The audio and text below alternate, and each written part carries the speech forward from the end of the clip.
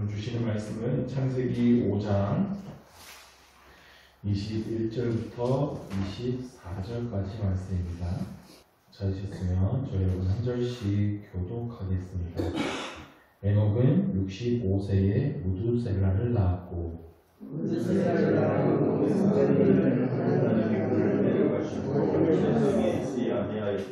그는 365세를 살았더라.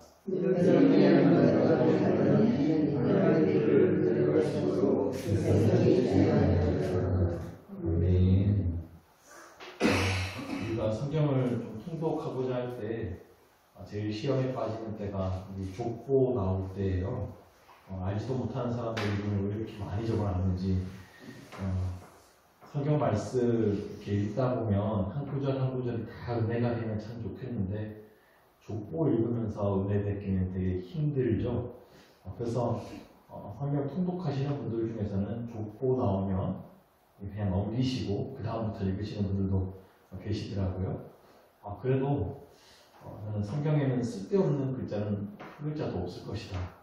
그렇게 믿어요. 저희 이해가 좀 부족할 뿐이지 성경의 모든 구절에는 우리에게 주시고자 하는 하나님의 담겨 있을 것이다 믿습니다. 모든 성경은 하나님의 감동으로 기록된 하나님의 말씀이기 때문입니다. 이 창세기에 나오는 족보에는요 몇 가지 특징이 있어요. 먼저는 이야기와 이야기 사이의 연결고리 역할을 합니다. 1장부터 4장까지 나오는 창조와 타락을 주제로 하는 이야기하고 그 뒤에 6장 이후부터 나오는 하나님의 심판, 노아의 홍수 이야기를 이어주는 연결고리를 5장의 족보가 합니다. 홍수 이야기가 또 끝나면 10장에서 또 족보가 나오는데요. 그 족보 이야기 뒤에 또 이제 바벨탑 이야기로 이어지고요. 바벨탑 이야기가 끝나면 또 족보가 나오고 족보 이후에 이제 아브라함 이야기가 나오게 되죠. 족보는 이야기 간의 연결고리예요. 또 한 가지 족보의 의미가 있는데 그것은 하나님의 언약이 이어져 가고 있다라는 것을 보여줍니다. 성경의 족보를 보면 특별한 경우가 아닌 이상 한 명의 자녀만을 계속 기록합니다. 900년 정도, 800년, 700년 산 사람들이 자녀 한 명 낳진 않았겠죠. 그런데 그 한 명의 이름만 기록한 것은 대표적인 한 사람의 이름만 기록하는 건데요. 이들을 통해서 하나님의 언약이 이어져 내려갔다라고 하는 것을 의미합니다. 하나님 안에서 믿음을 이어간 사람들의 이름을 기록한 것이죠. 오늘 창세기 5장의 족보를 보면 우리가 오늘 짧은 구절만 읽었지만 1절부터 쭉 보시면 일정한 패턴이 있습니다. 3절부터 보시면 아담은 130세에 자기의 모양, 곧 자기의 형상과 같은 아들을 낳아 이름을 셋이라 하였고 아담은 셋을 낳은 후 800년을 지내며 자녀들을 낳았으며 그는 930세를 살고 죽었다. 6절에도 보면 셋은 105세에 에노스를 낳고 에노스를 낳은 후 807년을 지내며 자녀를 낳았으며 그는 912세를 살고 죽었더라. 9절도 그 뒤에도 보면 계속 같은 패턴입니다. 몇 세에 누구를 낳고 낳은 후 몇 년을 지냈고 누구를 낳았으며 몇 세를 살고 죽었다. 이게 계속 이어져요. 그러니까 낳고 몇 년을 지내며 낳았으며 살고 죽었더라. 그러니까 인간의 일생을 아주 간략하게 표현한 요약한 거죠. 낳고 지내며 살고 죽었더라. 여기서 중요한 것은 몇 년을 지내며 몇 세를 살았다라고 하는 표현이에요. 그게 왜 중요하냐고 생각할 수 있는데요. 앞에 4장의 족보를 보시면 중요한 차이를 발견합니다. 4장 17절 이하를 보시면 가인의 족보가 나오는데요. 4장 18절을 보면 에녹이 이랏을 낳고 이랏은 무야엘을 낳고 무야엘은 으드사엘을 낳고 으드사엘은 라멕을 낳았다. 차이가 있죠. 낳고밖에 없어요. 지내고도 살고도 죽고도 없습니다. 낳고밖에 없어요. 그들의 인생은 아이를 낳은 것 말고는 기억될 것이 없다는 뜻입니다. 아이를 낳은 것 말고는 하나님 앞에서 의미 없는 인생이었다는 거예요. 그러면 그들이 정말 그렇게 헛된 인생을 살았습니까? 우리가 어제 살펴봤지만 가인의 자손들은 경제적으로, 과학적으로, 문화적으로 엄청난 발전을 이루었어요. 각 분야의 조상이라고 이룰 만큼 업적을 이룬 사람들입니다. 그런데 하나님 앞에서는 그들의 인생이 아이를 낳은 것 말고는 기억될 것이 없다는 겁니다. 그들의 인생은 하나님을 떠난 인생이기 때문입니다. 그러나 오늘 본문에서 아담에서부터 노아까지 이르는 족보를 보십시오. 그들이 이룬 어떤 업적 같은 것을 소개하지 않습니다. 그들이 놀고 모든 것은 아니겠지만 어쨌든 그들이 엄청나게 대단한 업적을 어떻게 이루었는지에 대해서는 기록하지 않아요. 다만 그들은 낳고 지내며 살고 죽었어요. 근데 여기서 중요한 단어는 몇 년을 지내며 몇 세를 살았다라는 표현이라고 말씀드렸죠. 지내며 살았다, 이게 의미가 비슷해 보이는데 지내며라는 뜻의 하야라는 단어를 쓰는데 생명을 주셨다라는 뜻이에요. 살았다라는 단어는 존재한다, 숨을 쉰다, 이런 뜻입니다. 하나님께서 생명을 주셨기 때문에 우리가 존재한다라는 거예요. 근데 이 두 단어가 히브리어에서 같은 단어에서 비롯된 단어인데 하이라는 단어인데 이 단어는 하나님께서 사람을 만드실 때 사용된 단어예요. 하나님께서 땅의 흙으로 사람을 지으시고 생기를 불어넣으셨다 했는데 생기라는 단어가 바로 하이예요. 그러니까 하나님께서 생기를 불어넣으셨기 때문에 우리가 살아있고 존재한다, 이런 뜻입니다. 가인의 자손들도 분명히 이 땅에서 숨을 쉬고 존재했어요. 그런데 성경은 그들이 존재했고 살았다고 기록하지 않아요. 다만 5장에 기록된 이 사람들만이 하나님 앞에서 지내면서 살았다는 거예요. 그러면 우리의 인생이 진정 의미 있는 인생이 되려면 무엇이 필요하겠습니까? 뭔가 대단하고 엄청난 일을 이루어야 의미 있는 인생이 되는 것이 아니라는 겁니다. 하나님의 영이 그 안에 거하는 사람, 하나님이 주신 생명으로 살아가는 사람, 하나님 앞에서 하나님과 동행하며 살아가는 그 사람의 인생이 하나님께 기억되는 사람, 복된 인생, 의미 있는 인생이 되는 줄로 믿으시기 바랍니다. 그렇다면 하나님의 영이 그 안에 거하는 삶이 어떤 삶인지 구체적으로 다뤄봐야 할 텐데, 오늘 우리가 읽은 본문은 하나님과 아주 친밀했던 한 사람을 통하여서 그 삶을 가르쳐주고 있죠. 에녹이죠. 에녹이 어떤 사람이었는지, 그가 구체적으로 어떤 일을 했는지 성경이 자세히 기록하고 있지는 않습니다만, 오늘 본문은 아주 간결하게 그의 인생을 기록합니다. 24절에 에녹이 하나님과 동행하더니 하나님이 그를 데려가심으로 세상에 있지 아니하였더라. 하나님과 동행했다, 하나님과 함께 걸어갔다 라는 뜻이죠. 근데 이 말을, 동행했다라는 말을 원어적으로 자세히 보면 뒤에서 떠밀고 갔다, 이런 뜻입니다. 하나님께서 에녹을 뒤에서 떠밀고 갔다는 거예요. 다시 말하면 에녹은 하나님께서 밀어가시는 그대로 살아갔다라는 뜻입니다.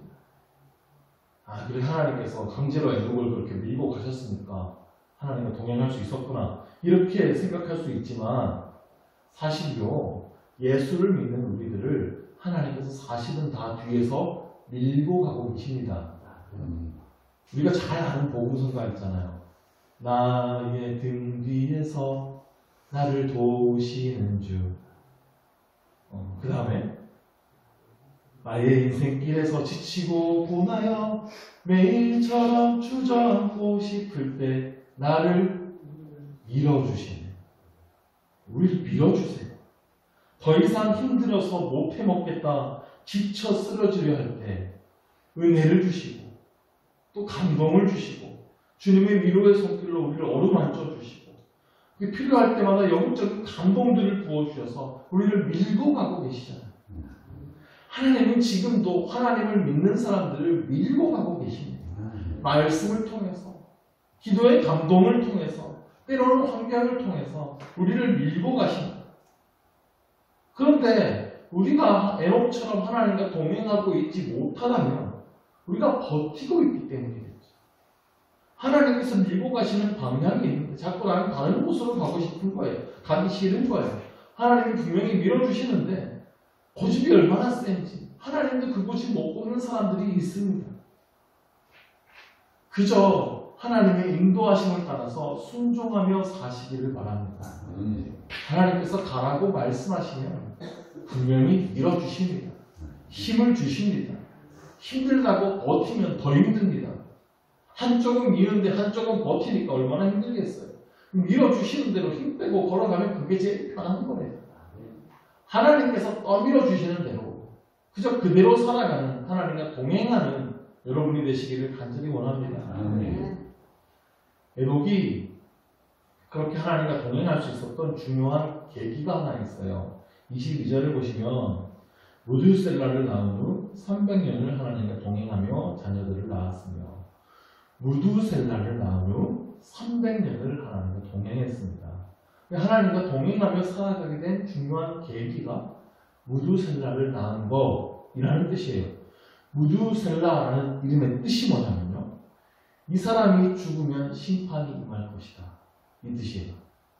무시무시한 이름이죠. 아마도 에녹은 무두셀라를 낳으면서 이러한 하나님의 음성이 분명히 들은 것 같아요. 이 아이가 죽을 때 하나님의 심판이 임한다.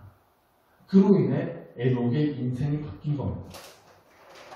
사실요, 사람이 언제 죽을지 어떻게 알 수 있습니까? 아무리 그때 당시 사람들이 다 900살씩 살았다 쳐도 모든 사람이 그렇게 산 건 아니겠죠.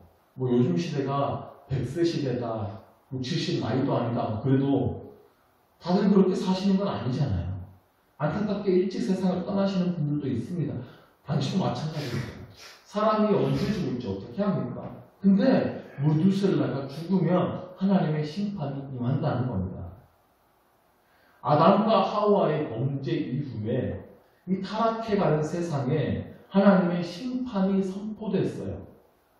그럼 이 아이가 죽으면 심판이 임한다는 건 그 심판이 매우 임박했다는 뜻이죠. 에녹은 무두셀라를 낳은 후에 이제 하나님의 심판이 임박했구나 이걸 깨달았어요. 그럼 하나님의 심판이 가까워졌다면 이전과 같이 살 수 없겠죠. 그 심판을 준비하며 살아야 합니다. 그 심판대 앞에서 아무런 문제가 없도록 거룩한 삶을 살아가야 되는 거예요. 늘 깨어 있어야 되는 거예요. 이제 정신이 부쩍 드는 거죠. 에녹이 하나님과 300년 동안 동행할 수 있었던 것은 임박한 심판에 대한 준비를 하며 살았기 때문입니다. 실제로요, 무두셀라가 죽었을 때에 하나님의 심판이 임했어요. 족보를 보시면 무두셀라는 187세에 라멕을 낳았어요. 그리고 라멕은 182세에 노아를 낳았어요. 그러니까 노아가 태어났을 때 무두셀라가 187 더하기 182 하면 369예요. 무두셀라는 969세를 살았습니다. 성경에서 제일 오래 산 사람이에요. 아까 369 에서 무두셀라가 969세를 살았으니까 무두셀라가 죽을 때 노아의 나이가 600세가 돼요. 그리고 노아가 600세 되던 해에 홍수가 일어납니다.